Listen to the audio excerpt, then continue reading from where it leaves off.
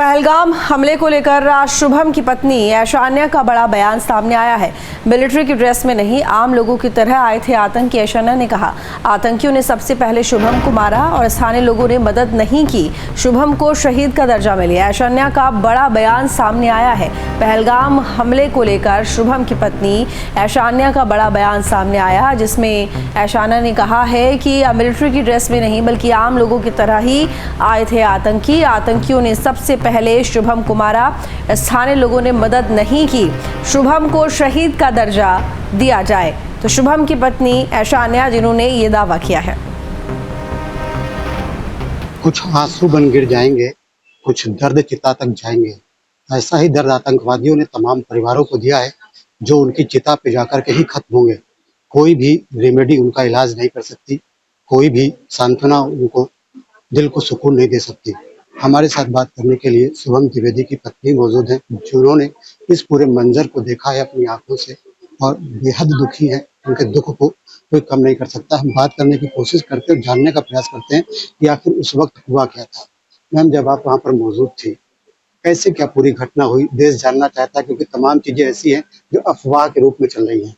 ये तो मैं बहुत बार बता चुकी हूँ कि वहाँ क्या हुआ था, बार-बार ये बताइए कि शुभम के बारे में कहा जा रहा है, जो लोगों से हमारी बात हुई, बहुत अच्छा शख्स था। ऐसे में आप लोग क्या मांग कर रहे हैं उसके लिए कि क्या कुछ सरकार ऐसा करे कि लोग याद रखें उसे ताउम्र? मैं सिर्फ उसको शहीद का दर्जा देना चाहती हूँ। मुझे मेरी फैमिली को कुछ नहीं चाहिए किसी से भी। मुझे इस फैमिली को और शुभम को, हमें दुनिया अगर थोड़ा-सा भी समझ पा रही है ना, तो उनको ये समझना ज़रूरी है कि उसकी वजह से बहुत फैमिलियाँ बची हैं, तो उसको शहीद का दर्जा ही मिलना चाहिए। और ये इतना बड़ा इंसिडेंट जो उसके साथ घटा है, छोटी चीज़ नहीं थी। हम हिंदू हैं, इस वजह से हमें मारा गया। इस वजह से हमें अगर अपने देश में ख़त्म किया जा रहा है, तो शहीद ही हुआ। फिर तो वो शहीद ही हुआ ना। आर्मी को भी क्यों मारते हैं? क्योंकि वो हिंदुस्तान में अटैक करते हैं। इसको भी क्यों मारा? क्योंकि हिंदू है। तो ये तो शहीद ही हुआ। बस मुझे और मेरी फैमिली को यही चाहिए, वो उसको शहीद का दर्जा दीजिए बस, और मुझे कुछ नहीं चाहिए। शुभम की वजह से तमाम लोगों की जान बच गई। क्या वो स्थिति थी कि आकर सबसे पहले शुभम को टारगेट कर दिया? टारगेट, अच्छा, वहाँ हम नहीं, कोई और बैठा होता उसको टारगेट करते हैं। वो तो अनफॉर्चुनेट है कि शुभम और हम ही वहाँ सबसे क्लोज बैठे थे। उन्होंने, हम मैगी खा रहे थे, अगर कहीं और कुछ होता तो हम थोड़ा एस्केप करने की कोशिश करते। हम बैठ के कॉफ़ी पी रहे थे, मैगी खा रहे थे। उसी सबसे पहले घुसते ही उन्होंने उसको मारा है और उसकी वजह से बहुत लोग भागे हैं, उसकी वजह से बहुत लोग एस्केप किए हैं, बहुत फैमिलीज़ बची हैं। अगर उसको पहला शॉट नहीं लगा होता, तो शायद किसी को पता ही नहीं होता वहाँ चल क्या रहा है, क्योंकि किसी को उम्मीद ही नहीं थी कि यहाँ पे हमला हो सकता है, यहाँ पे ऐसे घुस के आतंकवादी मार सकते हैं। बहुत से लोग ये बात कह रहे हैं कि जो आतंकवादी आए थे, वो सेना की ड्रेस पहने हुए थे। क्या वाकई में ऐसा था, क्या था? वो बिल्कुल कॉमन हम आप जैसे कपड़ों में थे, कोई सेना की ड्रेस में नहीं था और आप रिकॉग्नाइज़ ही नहीं कर पाओगे। वो आपके शायद बगल में थोड़ी देर पहले खड़े होके कुछ कर रहा होगा, आप नहीं समझ पाओगे वो कौन है। हम लोग वहाँ बैठे थे, वो बंदा अगर हमसे पीछे आके हमसे अगर नॉर्मल कपड़ों में बात नहीं कर रहा होता, किसी वैसे कपड़े पहने होते तो शायद हम डरते उससे। वो नॉर्मल ऐसे ही कपड़ों में बैठ के इंसान बात करेगा तो अब उससे क्या डरोगे? क्या लगता है कि स्थानीय लोग, उनका आपको सहयोग मिला या स्थानीय लोग साथ में हो सकते हैं उन आतंकियों के मिल? वहाँ के लोगों ने अगर साथ नहीं दिया होता तो वहाँ से पाकिस्तान बॉर्डर 400 किलोमीटर दूर है।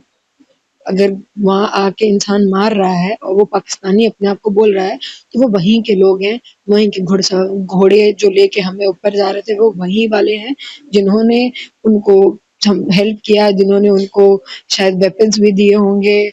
हमें नहीं पता क्या उनको पहुँचाया, लेकिन वो वहीं के लोग हैं, क्योंकि हमारी मदद किसी ने नहीं की। हम हाथ जोड़ते रहे वहाँ के घोड़े वालों से, हम हाथ जोड़ते रहे वहाँ के पुलिस वालों से, हम हाथ जोड़-जोड़ के पुलिस वालों तक से बोल रहे थे कि हमारा बंदा ऊपर पड़ा है, तो हमसे कह रहे हैं हम कुछ नहीं कर सकते। किस बात के पुलिस हो आप? आप जब कुछ कर ही नहीं सकते हो, आप क्या कर रहे हो आप? किसी ने मदद नहीं करी सर, कोई लोकल मदद नहीं कर रहा। ये बताइए, शुभम ने तमाम देशों की यात्रा की, बड़े विश्वास के साथ, बड़े बड़े विश्वास के साथ आप लोग वहाँ पर गए थे कि भारत तो कश्मीर कश्मीर जो है भारत का ही हिस्सा है, अपने देश में अब जिस तरीके का दर्द दे दिया कश्मीर के लोगों ने, क्या विश्वास कभी देश के लोगों को जम पाएगा? कश्मीर कोई मत जाओ, अगर आपको अपने अपने आप को जिंदा रखना है, कश्मीर मत जाओ। सवाल आपसे पूछना चाहेंगे, आतंकवादियों ने जिस तरीके से पूरी घटना को अंजाम दिया, कायराना है। आपके सहित तमाम परिवारों को ताउम्र का हमारी सरकार को दिखाना था वो क्या कर रहा है। खुला बोल के गए, जाओ अपनी सरकार को बताओ हमने क्या किया। तो सरकार को टारगेट करते हैं, इतनी औकात उनमें है नहीं कि डायरेक्ट सरकार को टारगेट, तो वो मासूमों को मार रहे हैं।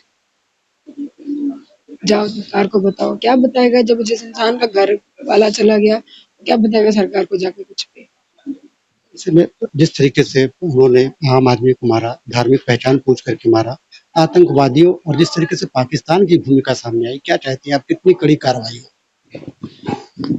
तो शुभम की पत्नी है, बेहद दुखी है। दुख की वजह से वो ये कह रही हैं, जिस तरीके से धार्मिक पहचान की वजह से शुभम की हत्या की गई, धर्म पूछ करके मारा गया, तो ऐसे में जरूरत इस बात की है कि सरकार सख्त कदम उठाए। उन्हें अपने लिए, अपने परिवार के लिए कुछ भी नहीं चाहिए, केवल सरकार शुभम को शहीद का दर्जा दे दे, उनकी मांग पूरी हो जाएगी।